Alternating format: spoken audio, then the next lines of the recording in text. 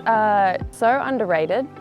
The more that I read about them, the more that I learn about them, the more I want to know. They're incredibly charismatic, but they're also really threatened. I'm Joni Pini-Fitzsimmons and I'm doing my PhD at Macquarie University in the fish lab. And I study the behaviour and movements of stingrays. The thing is that we know very little about them.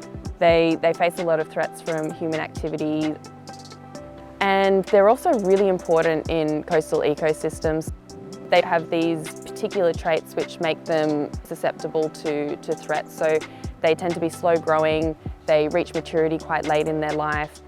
When they do reproduce, they only have very few pups that take a really long time to develop.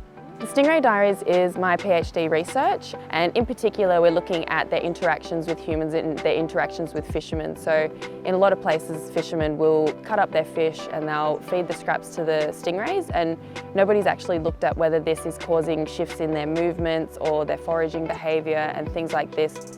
So for this research, we're using a whole range of different technologies. The main one that we're using is acoustic telemetry, which is where we attach a small acoustic tag to the stingrays that we can follow their movements and see where their hotspots of activity are and if it relates to this fish cleaning activity that we're seeing. The stingrays are using these areas where they're getting fed a lot more often than other areas, and the rays tend to congregate at these areas where there's a chance of getting a free feed.